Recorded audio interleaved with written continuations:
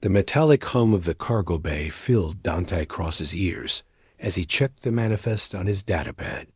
Another routine delivery aboard the Stellar Fang, a sleek smuggling vessel that operated in the gray zones between civilized space and the outer rim.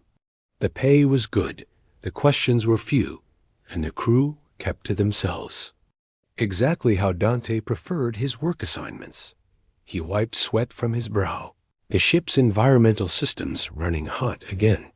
The Stellar Fang wasn't built for comfort, but for speed and stealth. Its captain, a gruff Terran named Voss, ran a tight operation moving questionable cargo between systems that didn't ask too many questions about shipping manifest. What made this job different was Kira Voss, the captain's daughter and the ship's primary pilot.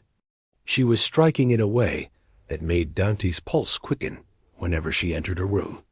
Her sleek feline features, covered in crimson fur that seemed to shimmer under the ship's lights, moved with a predatory grace that spoke of both danger and allure.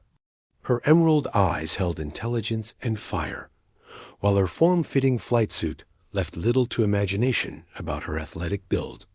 Dante had caught himself staring more than once during their 3-week journey, wondering what it would feel like to run his fingers through that soft-looking fur, to feel those strong arms wrapped around him. But he kept his distance. Mixing business with pleasure on a smuggling vessel was a good way to end up floating in space. That the ship suddenly lurched violently to starboard, throwing Dante against a cargo container. Warning lights bathed everything in pulsing red as alarms shrieked through the corridors. He steadied himself and grabbed his sidearm from his tool belt, training kicking in from his previous work on military transports. Through the cargo bay's viewport, he could see plasma bolts streaking past the ship. They were under attack, but from whom? And why? The bay doors burst open with a hiss of pressurizing air. Kira sprinted through, her crimson fur matted with what looked like blood, a nasty gash across her left temple. Her usual confident demeanor was replaced by something Dante had never seen before, fear mixed with fury. Dante. Her voice was urgent, breathless. She grabbed his jacket with surprising strength, pulling him close enough that he could smell her scent, musky and wild like a jungle storm. We have to go. Now. What's happening? Who's attacking us? Not attacking, she snarled, her canine teeth flashing. Betraying. My own crew sold us out. The cargo we've been carrying is not medical supplies like they told us. It's a biological weapon, something called Crimson Death. Nanobots designed to target specific genetic markers. Dante's blood ran cold. Genocide? Worse, selective genocide. They can program it to kill anyone they want while leaving others untouched. Perfect for clearing out colonies and claiming the resources. Her tail lashed behind her in agitation. I found the real manifest in my father's quarters. He made a deal with the Hegemony Coalition. They're planning to test it on the Valyrian colonies. Another explosion rocked the ship, closer this time. Through the hull, Dante could hear the distinct whine of boarding pods attaching to the outer hull. They're coming aboard, Kira continued, pulling him toward one of the emergency escape pods. My father gave them the ship's access codes. They'll be here any second. Why save me? Dante asked as she began the pod's startup sequence. I'm just cargo crew. Kira paused, her emerald eyes meeting his. For a moment, the warrior facade dropped away, revealing something vulnerable underneath. Because you're the only one on this ship who looked at me like I was more than just Captain Voss's dangerous daughter. You saw me, really saw me. Heat flushed through Dante's chest at her words. In that moment, with death closing in around them, he realized his attraction to her went far deeper than physical desire. There was something about her fierce independence, her moral code that wouldn't bend even when family was involved, that drew him like gravity. Escape into the void. The pod's hatch sealed just as armed figures in black combat armor rounded this corner. Plasma bolts sparked off the pod's hull as Kira slammed her palm against the launch controls.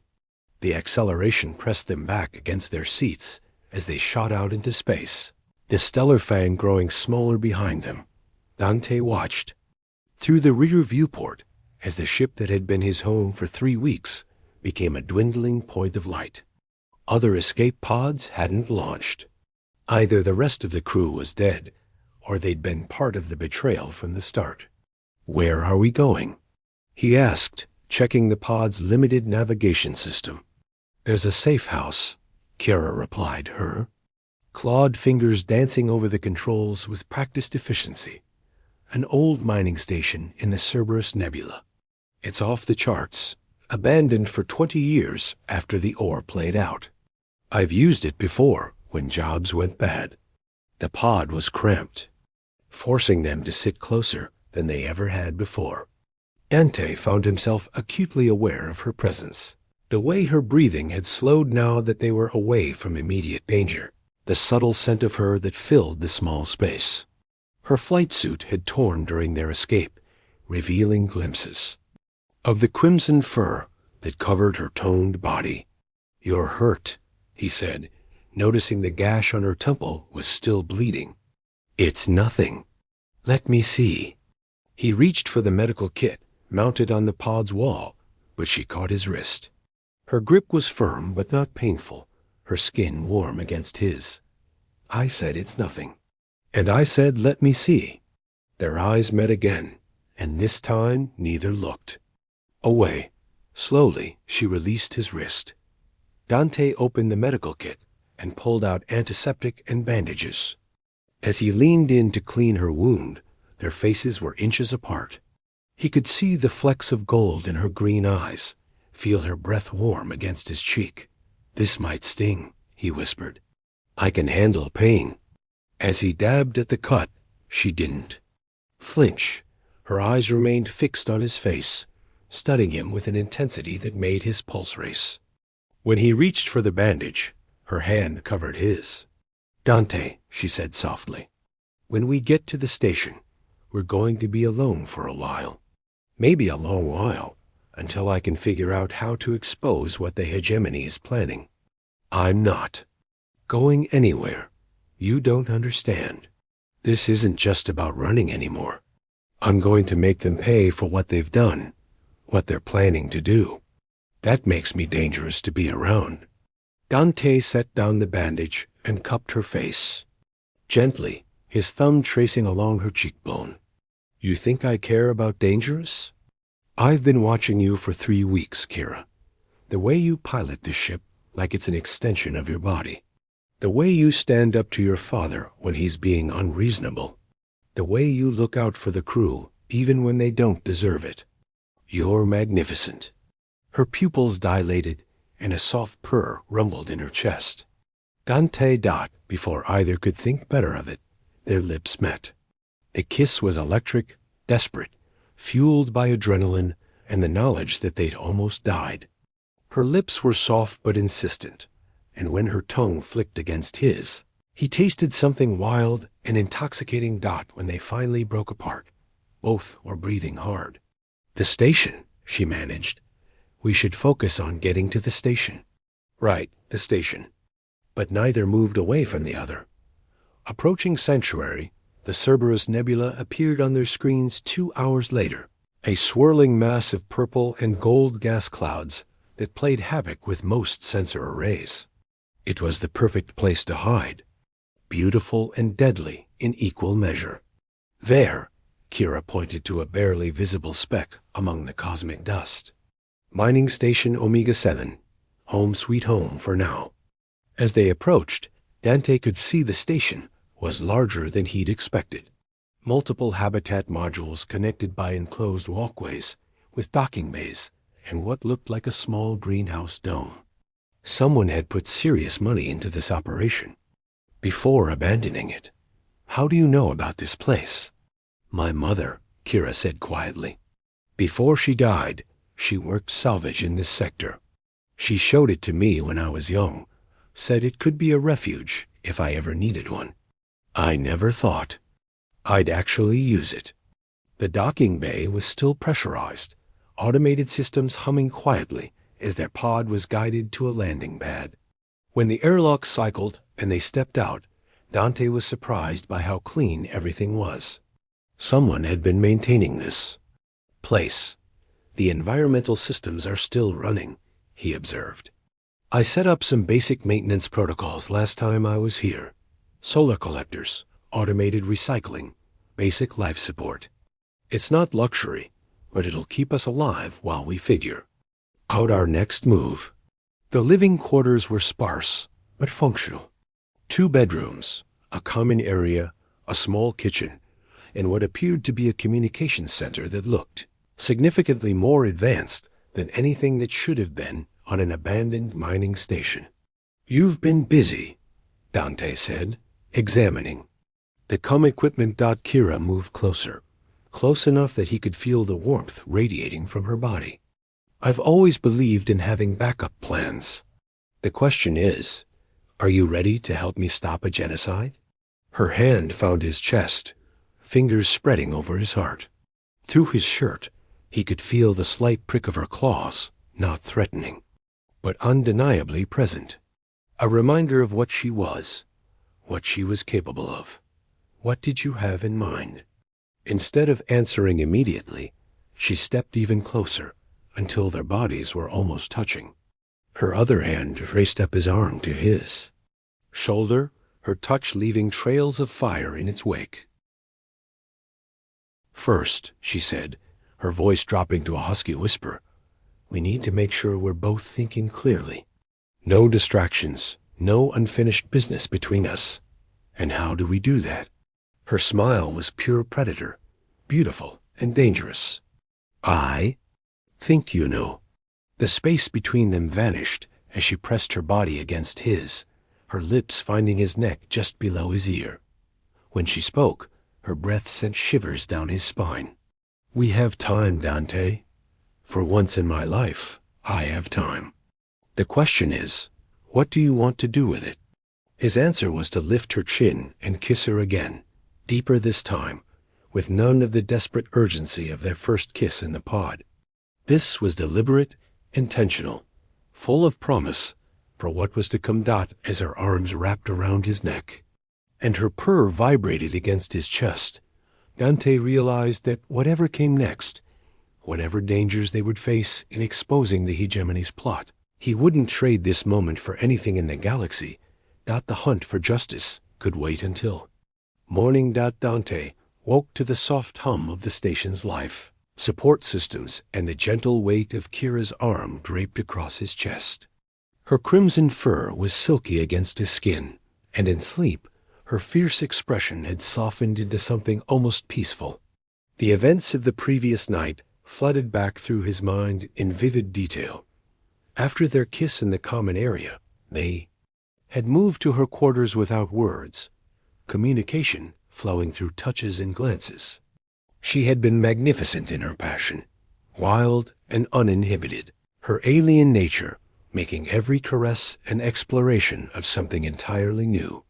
The way her purr had vibrated through both their bodies when he'd kissed along her throat, the slight scratch of her claws against his back as she'd pulled him closer, the incredible heat of her body pressed against his now. Watching her sleep in the soft light filtering through the station's viewports, Dante felt something shift inside his chest. This wasn't just physical attraction anymore. Something deeper had taken root between them in the darkness, something that made the thought of losing her unbearable. Kira's eyes fluttered open, immediately alert despite having just awakened. It was a predator's instinct, he realized, always ready for danger even in the safest moments. Morning, she murmured, her voice rough with sleep. Her hand traced lazy patterns on his chest. Any regrets about last night? Only that we waited so long, he replied honestly. Her purr rumbled softly. Flatterer. She stretched like a cat, her body arching against his in ways that made his pulse quicken. But we have work to do. The galaxy won't save itself.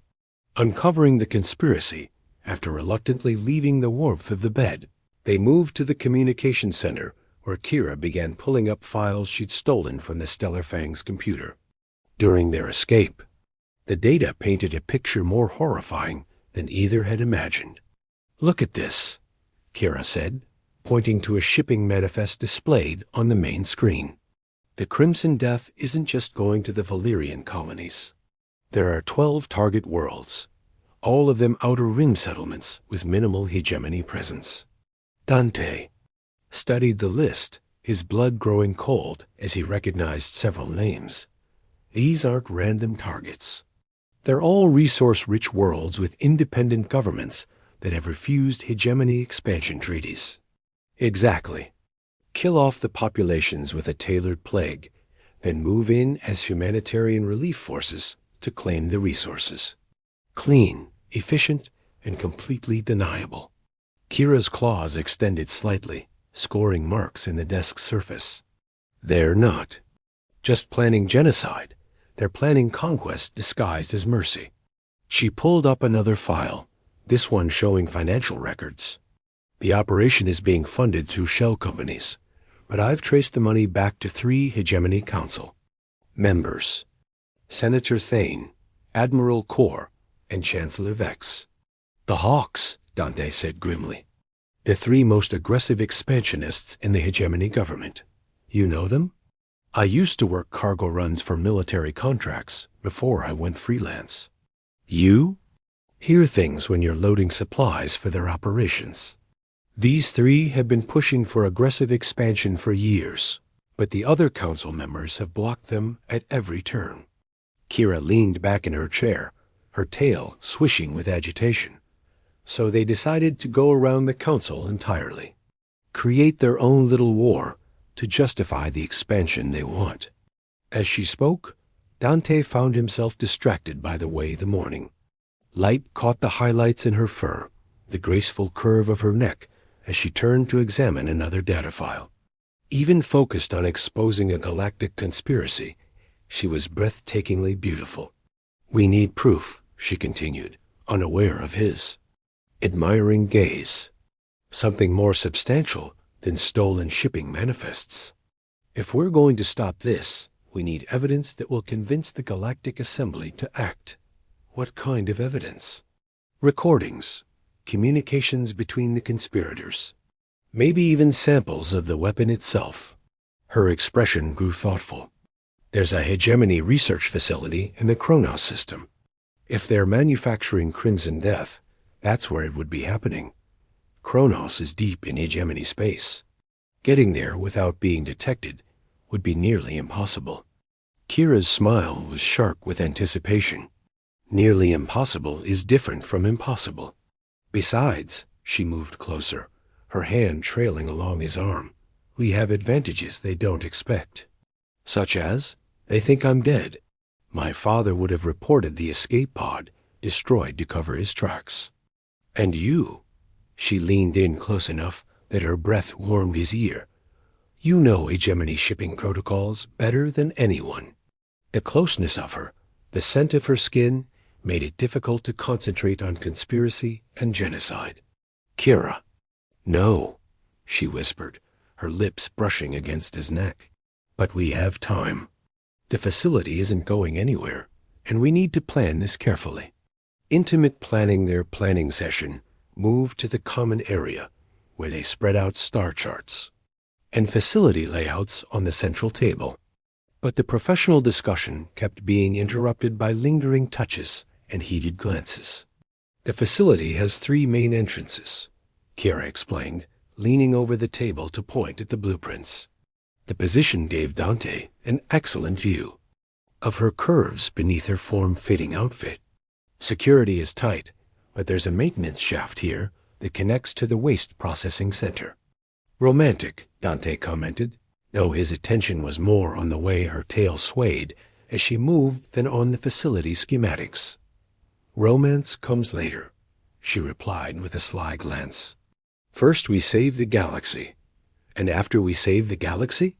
She straightened and moved around the table to where he sat, settling herself on his lap with fluid grace. After we save the galaxy, we have the rest of our lives to explore what this is between us. Her weight on his lap, the warmth of her body, the way she looked at him like he was the most important thing in her universe, all combined to make thinking about anything else nearly impossible. You're making it very difficult to concentrate. On stopping genocide, he murmured, his hands settling on her hips. Good, she purred, leaning down to kiss him slowly, thoroughly. I want you thinking about me when we're sneaking through that facility. I want you motivated to make sure we both survive this. The kiss deepened, and for several minutes, the fate of 12 worlds took a back seat to the electric connection between them. Her hands tangled in his hair, while his traced the curve of her spine through her clothes, drawing soft sounds of pleasure that vibrated against his lips. When they finally broke apart, both were breathing hard. Now I'm motivated, he managed. Good. She didn't move from his lap, seeming content to stay right where she was. Because this mission is going to be dangerous. The facility is heavily guarded, and if we're caught, we won't be caught. How can you be so confident? Bante's hands moved to frame her face, thumbs tracing along her cheekbones. Because I finally have something worth fighting for. Someone worth fighting for. Her eyes softened, and for a moment, the fierce warrior facade disappeared entirely. Dante, I love you, he said quietly. I know it's fast. I know we've only known each other for weeks. But what I feel for you, it's not something I can deny or ignore. Her purr rumbled deeper than he'd ever heard it, and when she spoke, her voice was thick with emotion. On my world, we believe that souls recognize each other across time and space. The moment I saw you in that cargo bay, something in me just knew. Knew what? That you were mine, that I was yours. That everything else was just details to work out later. They made love again then, right there on the common room floor, urgent and desperate with the knowledge that their time of safety was limited. Afterward, they lay entwined among the scattered star charts, her head on his chest, while his fingers combed through her fur. Tell me about your world, he said softly. Valeria Prime, she replied, her voice distant with memory. Jungle world, 3 moons, gravity about 10% heavier than standard. My people, the Cathara, were descended from apex predators, strong, fast, built for hunting, and incredibly beautiful. She lifted her head to smile at him. Flatterer. But yes, we're considered attractive by most species standards. It's actually been a problem sometimes. Too many people see us as exotic toys rather than intelligent beings. Not me. No, she agreed, settling back against his chest. Not you. You see me. The plan takes shape as the station's artificial day cycle progressed toward evening. They finalized their plan. Kira would use her piloting skills to get them to Kronos undetected, taking advantage of shipping routes she'd memorized during her years of illegal cargo runs. Dante would use his knowledge of hegemony protocols to get them access to the facility itself. There's a supply run scheduled for tomorrow, he said. Checking the hegemony logistics database, Kira had somehow gained access to medical equipment and research materials. If we can intercept the cargo hauler, we take their place, Kira finished. I like it. Simple, direct, minimal variables. The hard part will be getting out once we have what we need. Leave that to me, she said with a predatory smile. I've never met a security system I couldn't crack, or a guard I couldn't outrun. As night fell over the nebula, painting the common area in shades of purple and gold, they went over the plan. One final time. Every detail had been checked and double-checked, every contingency planned for. Are you ready for this? Kira asked as they prepared for bed. Are you? I've been ready since the moment they betrayed everything I believed in. Her expression hardened. They used my father's greed to turn our ship into a weapon of genocide. They killed my crew, destroyed my life, and tried to kill the man I love. Yes, I'm ready. In bed that night, their lovemaking was different from before. Slower, more tender, touched with the bittersweet knowledge that tomorrow would bring danger, and the possibility of separation or death. They memorized each other with touches and whispers, storing up moments of connection against an uncertain future. Whatever happens tomorrow, Kira whispered in the darkness, I want you to know that meeting you is worth everything. Even if this is all we get, it was worth it. It's not all we get, Dante replied firmly. We're going to stop them, and then we're going to have years to figure out what comes next. Promise me something, anything. If something happens to me, if the mission goes wrong, don't try to be a hero. Get out, get to safety, and make sure the evidence reaches the right people. Kira, promise me. He kissed her forehead, tasting salt from tears he hadn't realized she'd shed. I promise. But only if you promise me the same thing. Deal. They fell asleep holding each other, the weight of tomorrow's mission temporarily forgotten in the warmth of their connection. Outside the viewports, the Cerberus Nebula swirled in eternal, beautiful chaos, keeping them hidden from the galaxy that would soon depend on their success or failure. Tomorrow, they would risk everything to stop a genocide. Tonight, they had each other. And for now, that was enough. The stolen cargo hauler Meridian's Hope drifted through the outer perimeter of the Kronos system, its transponder broadcasting legitimate shipping codes that Dante had memorized from his previous military cargo runs. In the pilot's seat, Kira's hands moved with practiced precision over the controls, her crimson fur gleaming under the cockpit lights as she navigated the complex traffic patterns around the research facility. Cargo hauler Meridian's Hope, you are cleared for docking bay 7, came the bored voice of traffic control.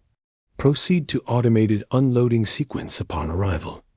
Acknowledged, Control, Kira replied, her voice perfectly steady despite the tension radiating through her body. Beginning final approach now. Dante watched from the co-pilot's seat as the Hegemony Research Facility grew larger on their screens. It was a massive structure, all gleaming metal and aggressive angles, bristling with defense platforms and sensor arrays. Somewhere inside that fortress, the Crimson Death weapon was being manufactured for deployment against innocent worlds. Remember, he said quietly, checking his sidearm one final time. We get in, locate the primary research lab, download everything we can, and get out. No heroics, no unnecessary risks. Kira's tail twitched with barely contained energy. And if we encounter resistance, then we run, fast and hard. The evidence is more important than revenge. She turned to look at him, her emerald eyes burning with fierce determination. You're wrong about that, Dante. Sometimes revenge and justice are the same thing. Before he could respond, the docking clamps engaged with a solid thunk, locking them to the facility. Through the viewport, they could see the sterile corridors of the loading bay, patrolled by armed security guards in Hegemony uniforms. This is it, Kira whispered, leaning over to kiss him deeply. I love you. I love you too. Let's go save the galaxy. Into the facility there. Stolen maintenance uniforms and forged identification got them past the first security checkpoint without incident. Dante's knowledge of Hegemony protocols proved invaluable as they navigated the facility's maze-like corridors, avoiding high-security areas while following the signs toward Research Level 5. The lab should be just ahead, Dante whispered as they paused at a junction. According to the schematics, it's the large chamber at the end of this corridor. Kira nodded, her enhanced hearing picking up sounds that his human ears missed. 4 guards in the hallway, 2 more stationed outside the lab entrance. And something else. Her nostrils flared slightly. Chemical sense. They're actively working with biological agents in there. Can you handle the guards quietly? Her smile was pure predator. Watch and learn. What followed was a display of lethal grace that took Dante's breath away. Kira moved like liquid shadow, her alien reflexes and natural weapons making short work of the security team. She struck from behind with precise blows that left the guards unconscious but alive, her claws finding pressure points with surgical accuracy. "Clear," she whispered, dragging the last guard into an alcove. "But we don't have long before someone notices they're missing." The research lab, beyond the sealed doors, was a nightmare of sterile efficiency. Dozens of containment units lined the find. Walls, each one labeled with different genetic markers and target parameters. In the center of the room, a massive holographic display showed the deployment timeline for 12 worlds, with the Valyrian colonies marked for initial testing in just 3 days. "Look at this," Dante breathed, moving to one of the computer terminals. They're not just planning to kill specific populations. They're planning to study the effects, refine the weapon, and then use it for targeted assassinations across the galaxy. Kira was examining the containment units, her expression growing darker with each label she read. Terran genetic markers, Altarian bloodlines, even Cathara templates. Her voice was barely controlled fury. They're planning to weaponize genocide against every species that opposes them. As Dante began downloading the research data, alarms suddenly blared throughout the facility. Red warning lights bathed everything in bloody illumination, and automated security doors began sealing throughout. "A complex." "They know we're here," Kara snarled, her claws extending as footsteps echoed in the corridor outside. "Downloads at 60%, Dante reported, his fingers flying over the terminal. "I need more time." The lab doors burst open, revealing a squad of heavily armed hegemony soldiers led by a figure that made Kira's breath catch in her throat. Captain Voss, her father, stepped into the chamber with his weapon drawn, his face a mask of cold determination. "Hello, daughter," he said quietly. "I was wondering when you'd show up. Family betrayal? You're supposed to be dead," Voss continued, his voice carrying no warmth or regret. "The pod's destruction was confirmed. Very inconvenient that you survived." Kira stepped protectively in front of Dante, her body coiled for violence. "Inconvenient for whom? Your hegemony masters?" "My employers," Voss corrected. "This isn't personal, Kira. It's business. The old galaxy is dying, choking on its own diversity and weakness. The hegemony offers order, stability, strength. Built on the corpses of billions. Built on necessity." His weapon remained trained on her. "You always were too idealistic. Your mother's influence, I suppose." At the mention of her mother, something snapped in Kira's eyes. "Don't you dare bring her into this. She died believing you were a good man." "She died because she was weak," Voss replied coldly. "Just like you're about to die. Unless you step aside and let me finish what should have been done on the Stellar." "Fang, downloads at 80%, Dante whispered urgently. "Almost there." Kira's tail lashed behind her, every muscle in her body tensing for action. "You want him? You'll have to go through me. So be it." The fight that followed was brutal and personal. Voss moved with the same predatory grace as his daughter, but age and years of soft living had slowed his reflexes. Kira fought like a creature possessed, her claws and fangs seeking vital points, while she used her superior speed to stay ahead of his weapon's targeting. Dante tried to help, but the two combatants moved too fast for him to get a clear shot without risking hitting Kira. Instead, he focused on the download, watching the percentage climb with agonizing slowness, while the woman he loved battled for both their lives. 90%, he called out, just as Voss managed to score a hit across Kira's shoulder, drawing blood and a snarl of pain. "You could have had everything," Voss panted, circling his wounded daughter. "Position, power, wealth beyond imagining. All you had to do was stay loyal to family. Family doesn't commit genocide, Kira spat, blood matting her crimson fur. Family doesn't sell out their own crew for profit. Family survives. He lunged again, but this time Kira was ready. She ducked under his strike and came up inside his guard, her claws finding the gap between his armor plates. Voss gasped, his weapon clattering to the floor as he staggered backward. Download complete, Dante announced, ejecting the data chip. We've got everything. But their victory was short-lived. More soldiers were pouring into the lab, and behind them came a figure that made Dante's blood run cold. Admiral Kor himself, one of the 3 conspirators behind the Crimson Death Project. Well, well, the Admiral said, his voice cultured and calm despite the chaos around him. The famous cargo specialist and the dead pilot. You've caused quite a stir, you know.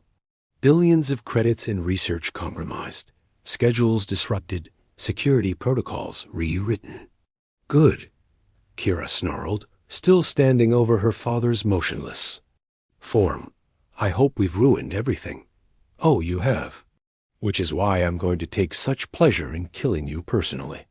Kor drew an ornate sidearm, its barrel gleaming with exotic alloys. But first, I want you to watch as we deploy the weapon anyway. Your noble sacrifice will accomplish nothing except providing us with entertainment. The final gambit as Kor raised his weapon, Dante made a desperate choice. Instead of running or fighting, he grabbed one of the containment units from the wall and held it above his head like a grenade. One wrong move and I shatter this, he shouted. Whatever's in here gets released into the air circulation system. Want to bet whether your people are immune to their own weapons? Kor's eyes widened slightly. You wouldn't. You'd kill everyone on this station, including yourself. Try me.